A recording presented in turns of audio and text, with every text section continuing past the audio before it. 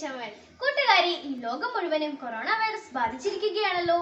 Soap ഉപയോഗിച്ച് കൈകൾ കഴുകിയാൽ ഈ വൈറസിനെ നശിപ്പിക്കാമെന്ന് നമുക്ക് എല്ലാവർക്കും അറിയാലോ. ഈ നിസ്സാരമായ സോപ്പ് എങ്ങനെയാണ് ഈ ഭയങ്കരനായ വൈറസിനെ നശിപ്പിക്കുന്നതെന്ന് ഒരു പരീക്ഷണത്തിലൂടെ നമുക്ക് കണ്ടാലോ. എന്നാൽ നമുക്ക് നേരെ പരീക്ഷണത്തിലേക്ക് കടക്കാം.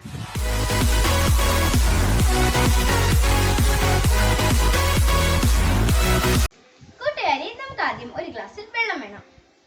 ഇനി ഇതിലേക്ക് കുറച്ച് എണ്ണ ഒഴിക്കണം. എണ്ണയും വെള്ളവും മിക്സ് ആവില്ല, അതിനാൽ ഇത് 2 ലെയർ ആയിട്ടാണ് ഉണ്ടാവുക എന്ന് നമുക്ക് എല്ലാവർക്കും അറിയാമല്ലോ.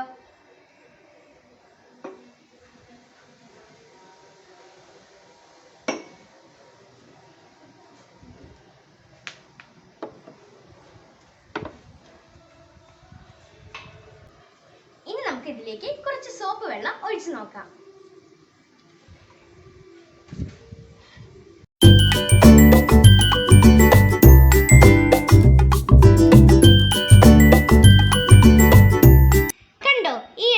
സോപ്പ് വെള്ളത്തിൽ അലിഞ്ഞുപോയി.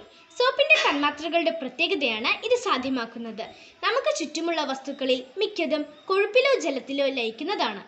കൊഴുപ്പിൽ ലയിക്കുന്നവ ജലത്തിലോ ജലത്തിൽ ലയിക്കുന്നവ കൊഴുപ്പിലോ ലയിക്കുന്നില്ല.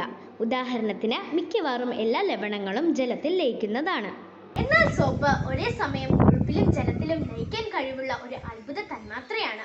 കൊറോണ വൈറസിന്റെ പുറത്തെ ആവരണം കൊഴുപ്പ് കൊണ്ടുണ്ടാക്കിയതാണ്. ഇപ്പോൾ കണ്ടതുപോലെ സോപ്പ് വെള്ളത്തിൽ ഈ കൊഴുപ്പിന്റെ ലെയറിനെ നമുക്ക് അലിയിപ്പിച്ച് കളയാൻ സാധിക്കും.